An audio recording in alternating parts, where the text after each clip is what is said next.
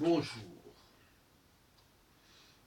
Vous savez que j'aime bien les exemples alimentaires et je voudrais parler ici d'un parallèle entre le comportement du père de famille ou de la mère de famille au niveau de l'alimentation de sa famille et le comportement des gouvernements à l'égard de la population travailleuse.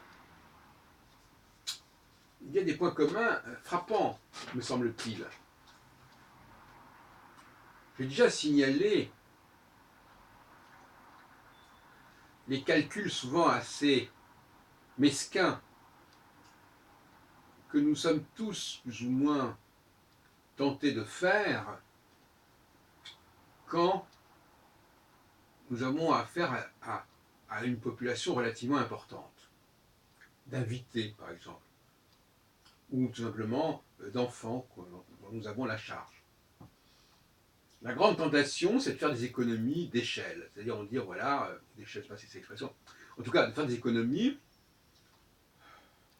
en prenant des produits qui ne sont pas individuels, comme des portions de viande, etc., mais une espèce de plat.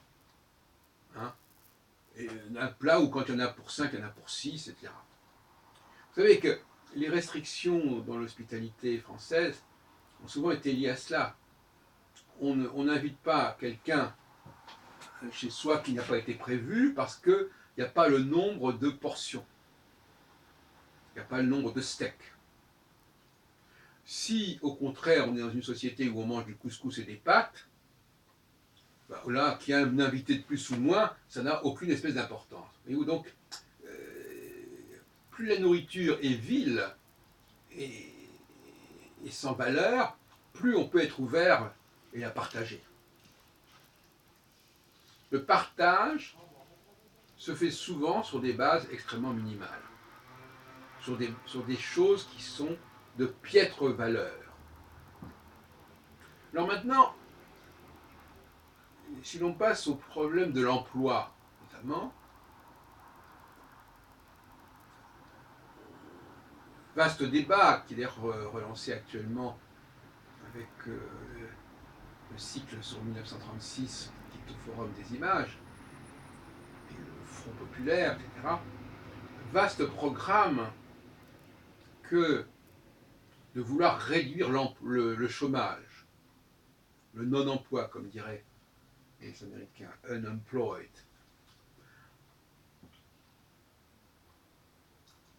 Parce que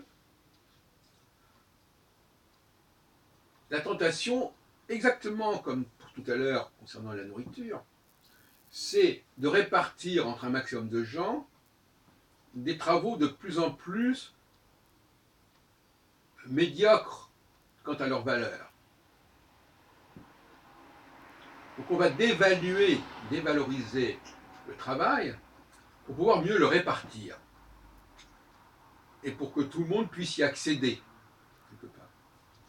Et que tout le monde puisse avoir une forme de mimétisme du travailleur payé, qui vit décemment, etc.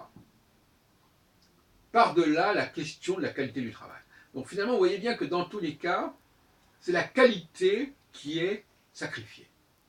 La qualité du produit qu'on va donner à manger, la qualité du travail qu'on va donner à effectuer. Et on n'en sort pas de ce dilemme et on y est tous plus ou moins condamnés.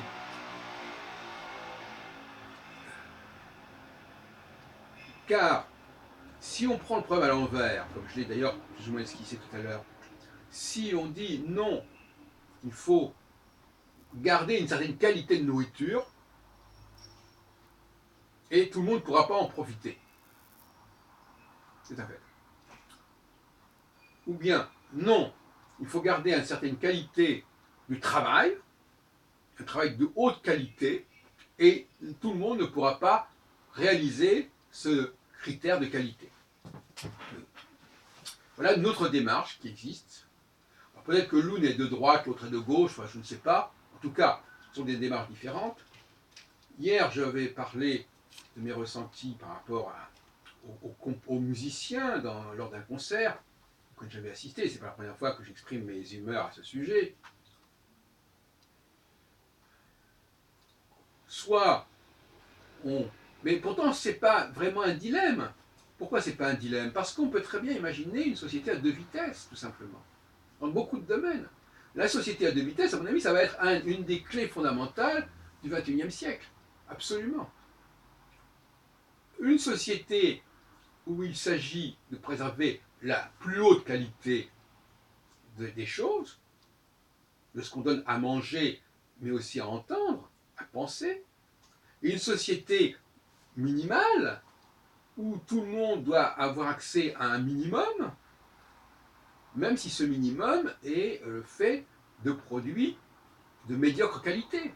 Je crois qu'on ne va pas s'en sortir. Vouloir imposer le maximum à tout le monde est aberrant, et vouloir imposer le minimum à tout le monde est aussi aberrant, pour d'autres raisons que vous avez certainement comprises. Voilà, donc on est devant ce dilemme, mais ce n'est pas un dilemme, il faut accepter cette dualité, qui est également, quelque part, la dualité entre le masculin et le féminin. Refuser le masculin et le féminin conduit à refuser la dualité, c'est une espèce de cercle vicieux dans l'esprit de beaucoup de gens, parce qu'ils savent très bien qu'on passe facilement de l'un à l'autre, quelque part. Et d'ailleurs, il est vrai que les femmes, dans nos sociétés, dans leur masse, n'occupent pas forcément les plus hauts postes. Bon. Donc c'est assimilable à une certaine forme de prolétariat, et ça risque de l'être de plus en plus d'ailleurs. Voilà donc un certain nombre de réflexions que je voulais communiquer, n'est-ce pas? À savoir que nous avons à respecter deux critères en politique. Un, que tout le monde arrive à vivre d'une manière ou d'une autre, y compris d'ailleurs, comme on dit à Rome, avec le cirque et le pain, et de l'autre, qu'une société maintienne au plus haut niveau ses valeurs et entretienne une élite qui sera nourrie psychologiquement, physiquement, mentalement, par les produits les plus valables. Ce sont les deux exigences et il faut les respecter toutes les deux.